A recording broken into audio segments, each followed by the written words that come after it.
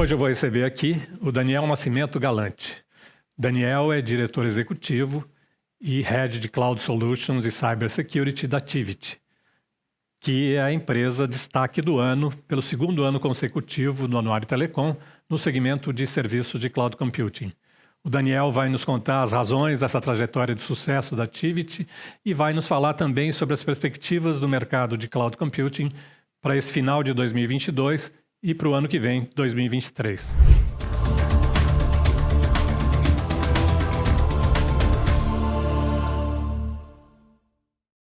Bem-vindo, Daniel. Muito obrigado pelo convite. É um prazer estar aqui com você. Vai ser uma honra dividir aqui contigo os próximos minutos. Prazer é meu. Primeiro eu queria saber a que você atribui o sucesso da Tiviti que levou a empresa a ser, pelo segundo ano consecutivo, destaque do ano do Anuário Telecom. Para a gente, mais uma vez, é uma honra ter sido reconhecido, né, como um destaque. É sinônimo do nosso grande esforço de transformar, né, o mercado de tecnologia no Brasil. A Tiviti é uma empresa já bem reconhecida, né, no mercado brasileiro, tem mais de 20 anos de história, né, por todas as suas entregas aí em mercado de infraestrutura.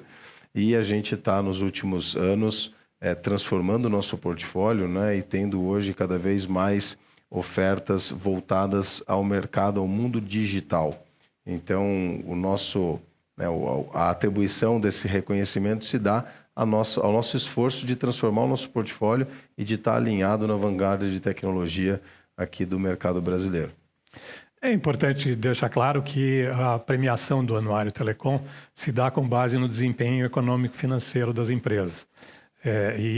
Essa análise é feita pela equipe do Anuário com a supervisão de especialistas da Fundação Getúlio Vargas de São Paulo.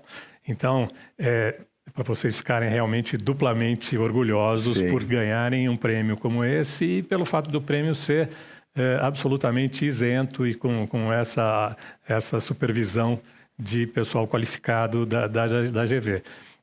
O que eu queria queria que você falasse para o nosso público tradicionalmente vocês ofereciam infraestrutura, mas a ênfase maior da Tiviti era em infraestrutura. Sim. E agora vocês estão fazendo essa transição para a oferta de serviços para a área digital. Sim. Então, eu queria que você me contasse como é que tem sido essa transição e que investimento de energia e de recursos vocês têm feito para isso. Ótimo. Bom, como você comentou, né, a gente cresceu muito nos últimos anos, né, focados bastante em cloud computing, em soluções digitais de transformação, modernização de aplicação e também nas nossas frentes de cybersecurity e, mais recentemente, com as nossas ventures, né?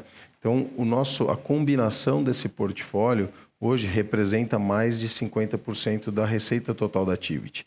Então, a Tiviti vem se transformando, né, ao longo dos anos, e invertendo o nosso mix de receita, né, de serviços prestados para o mercado, não só brasileiro, mas latino-americano, e que hoje está muito mais apoiado nas novas tecnologias, que são as tecnologias que hoje são mais relevantes, né, para as empresas, para que as empresas continuem competitivas no mercado.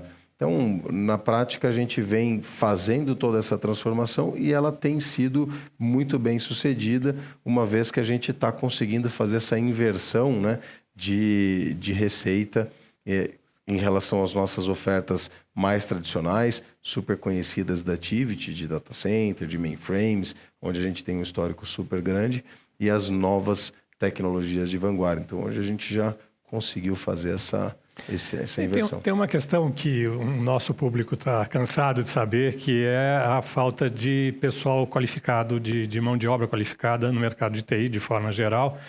E especificamente na área de cloud, eu acho que vocês devem estar fazendo um esforço redobrado em conseguir formar, treinar e certificar as pessoas para fazer essa virada que você está falando para a gente. Sim. É isso mesmo? Sim, é isso. A gente tem hoje investido bastante no desenvolvimento das pessoas que a gente já tem, né? A Tiviti hoje tem mais de 5.000 funcionários, então a gente tem bastante gente já dentro de casa e parte do nosso esforço é manter essas pessoas treinadas e certificadas, né?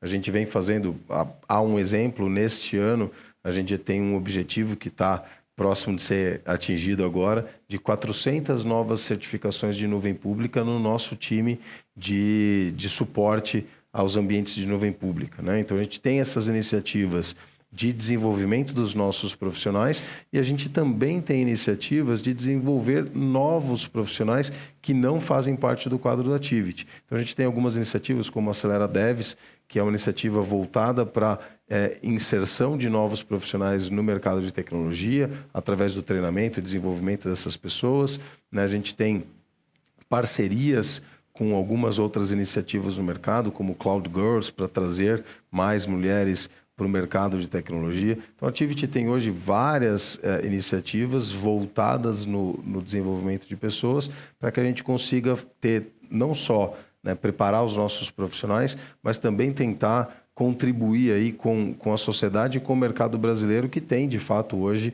né, um gap aí muito grande entre disponibilidade de vagas e profissionais, né? Especialmente das novas tecnologias, inteligência artificial, machine learning e cloud mesmo, né? Sim. Então, acho que vocês devem estar fazendo uma série de convênios para a formação desses times, né? Sim, sim, exatamente. A gente tem hoje um apoio muito forte dos nossos parceiros de tecnologia, né? Então, os principais players de nuvem pública do mercado com quem a gente trabalha hoje tem um trabalho bastante junto conosco, né? A gente faz uma programação ao longo do ano de desenvolvimento de profissionais em todas essas tecnologias para que a gente consiga manter o nosso time sempre né, atualizado. Então, é um esforço bastante grande, mas até quero aproveitar aqui para parabenizar lá a turma da Tivit, né? Todo o time que está realmente conseguindo manter esse ritmo de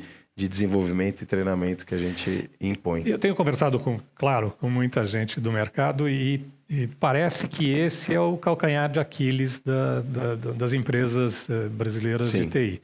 O mercado tem esse déficit que está estimado em mais de 700 mil vagas não preenchidas até 2025, se eu não me engano. Então, realmente, vocês precisam fazer um esforço extra porque o mercado não está abastecendo e não está formando gente suficiente, então a iniciativa das empresas é fundamental. Quer dizer, cada empresa tem que tomar a iniciativa de formar novas equipes, certificar esse pessoal nessas novas tecnologias, né? Sim, sem dúvida. A gente tem, né, consciência desse nosso papel, né, nesse cenário de formar mais pessoas. E a gente tem buscado essas parcerias, essas alianças para apoiar nesse sentido. Acho que uma iniciativa super legal também que vale a pena comentar, e até para parabenizar também o pessoal que está à frente dessa iniciativa, que é a Escola da Nuvem. A Escola da Nuvem ela é uma espécie de um consórcio, né? É um grupo de empresas que se apoia para poder treinar e certificar, né, cada vez mais profissionais para ingressar no mercado de tecnologia, né? Então chama de Escola da Nuvem, porque obviamente que a tecnologia do momento, né, é nuvem, e a gente tem aí muito orgulho de ver iniciativas como essas, né, acontecendo no Brasil para formar essas pessoas. Eu acredito que ainda assim, com todo esse esforço, esse déficit ele vai continuar existindo, né? A gente não consegue suprir, não tem capacidade o suficiente, né, para formar mais pessoas do que surgem de vagas, né? Até, de certa forma, a gente pode ver o upside aí, né, o copo meio cheio dessa história, que é sinônimo de que as empresas brasileiras estão se modernizando num ritmo forte, né? Então, a necessidade de profissionais, né, ingressar no mercado, ela não está presente só nas empresas prestadoras de serviço como a Tivit ou como, né, os outros integradores do mercado. Na ponta dos consumidores também, né? Elas estão na ponta das empresas clientes e dos consumidores também, né? Hoje, quando a gente vê a quantidade de microempresários no Brasil, que também tem uma necessidade de se modernizar e de se atualizar, a gente também,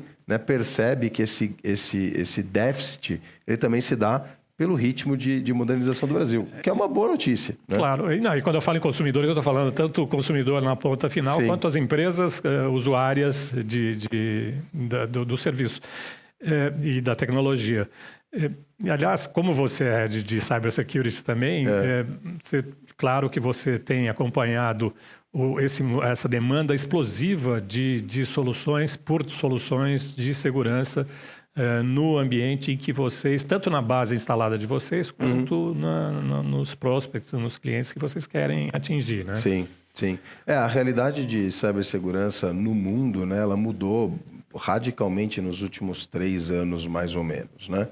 Tanto pela quantidade de novos atacantes, né, que surgem aí todos os anos, eu acho que deve surgir mais atacante do que vaga para profissional de tecnologia. Mas, brincadeiras à parte... E a criatividade também é absurda, né? É incrível como esses caras são criativos. E a tecnologia evoluiu muito, né? Hoje a gente tem tecnologia de inteligência artificial, de machine learning, que pode ser usada para o bem, mas também pode ser usada para o mal nesse aspecto, né? Então, a sofisticação hoje dos atacantes, dos hackers, é muito maior do que era há alguns anos atrás. Então, esse cenário de cybersecurity, ele mudou muito, né? O crime digital, hoje, ele é muito mais frequente e tem muitos novos criminosos querendo entrar nesse mundo, né? A gente percebe até pelas nossas vidas, pessoas físicas aqui, né? Os golpes de WhatsApp e todos os outros. Então, aquele bandido de batedor de carteira do centro da cidade, agora ele é um batedor de carteira digital, né? Muitas vezes, né? Então, é um especialista em Pix, né? Exatamente. Então, a gente percebe, né, a mudança no mundo nesse sentido. À medida que o mundo vai se digitalizando, os criminosos também vão se digitalizando, né? E a gente vê que o nível de sofisticação ele está cada vez mais alto. Então, a gente estar preparado para dar resposta para esse tipo de evento, né, tanto na prevenção quanto na resposta, é muito importante. Seja com ferramentas que também usem de tecnologias avançadas, como machine learning, inteligência artificial, que para dar resposta automatizada para isso, mas também com pessoas ou com empresas, com parceiros especialistas para ajudar na resposta, né? Porque é um cenário muito complexo. E o ambiente de cloud, seja ela cloud pública, seja privada, seja híbrida, é um complicador a mais? Quer dizer, é uma vulnerabilidade a mais para os sistemas de segurança das empresas? Ótimo ponto. Hoje, o que a gente percebe é assim, à medida que as empresas vão migrando para nuvens privadas ou públicas, elas vão elevando a sua maturidade de segurança. Isso se dá porque os provedores de nuvem, né, eles se preocupam mais com segurança, com compliance, né? Então, hoje, você pode perceber que a quantidade de certificações e compliances que uma empresa, né, um parceiro, um provedor de nuvem, ele tem, e essas camadas já garantem, né, vários níveis de segurança para o usuário final. Óbvio que segurança ele é um tema, a gente fala que é uma responsabilidade compartilhada, né? Existe a responsabilidade do provedor, que vai até certo ponto, e existe a responsabilidade do usuário, né, ou do cliente, que começa, né, a partir daquele ponto onde parou a do provedor. E aí vocês têm um trabalho extra de educação do consumidor, né? Exato. Eu acho que o ponto que você mencionou tem super a ver nesse contexto, que eu acho que muito embora você tenha automaticamente uma maturidade maior de segurança à medida que você move seus workloads para a nuvem, também se tornam mais complexos, né? Então, ter controle, visibilidade, né? Observabilidade, que é um termo que a gente usa bastante hoje em dia, é super importante nesse contexto, que embora ele te entregue mais segurança embarcada, ele também torna um tanto mais complexa a gestão disso tudo. E outra questão é que vocês estão permanentemente, todas as empresas de tecnologia, permanentemente pressionadas a inovar. Uhum. E a inovação também traz um adicional de preocupação com segurança. Sim. E a propósito de inovação, vocês têm o Tivit Labs. Sim. Queria que você falasse rapidamente um pouquinho do Tivit Labs, como é que são as atividades. Legal. O Tivit Labs é um hub de inovação, né? Ele se propõe a conectar clientes com especialistas no sentido de buscar soluções para os problemas dos negócios dos clientes, né? Então, a ideia é que os clientes vão até o Labs, ou a gente faz o Labs itinerante, né, que leva até o cliente um grupo de pessoas para ajudar os clientes a identificar desafios, né, dentro dos seus negócios e como endereçar esses desafios. Essa é uma das entregas do Labs. E uma outra entrega do Labs que é bastante interessante, nesse contexto de hub de inovação, é que a gente acaba avaliando muitas startups, muitas soluções ao longo do ano. A gente já viu nesse ano mais de 200 empresas que têm soluções específicas para problemas, às vezes, muito, muito específicos, que não servem para nós como um investimento dentro do Ventures, né, que é o braço de Venture Capital da Tiviti. Que é Tiviti Ventures. Que é Tiviti Ventures, exatamente, mas que muitas vezes pode resolver um problema de um cliente. Então, uma vez que a gente entende qual que é o desafio de negócio daquele cliente, a gente pode não só entregar ou endereçar esse desafio com soluções próprias ou desenvolvimento de uma solução customizada, mas também conectando aquele cliente, aquele desafio, numa startup que a gente avaliou ao longo do ano ou ao longo da história, né? Então, que pode resolver eventualmente aquele problema específico. Então, o Labs ele tem esse contexto de hub, né? Seja a Tiviti ajudando a desenvolver uma solução, a resolver um problema, ou conectando com uma startup, uma empresa parceira. Só para a gente arrematar essa nossa conversa, que está riquíssima, a gente podia ficar horas aqui Sem conversando, dúvida. mas eu queria que você, em algumas frases, me dissesse quais você considera que são as principais tendências no mundo de serviços de cloud para o ano que vem. Ótimo.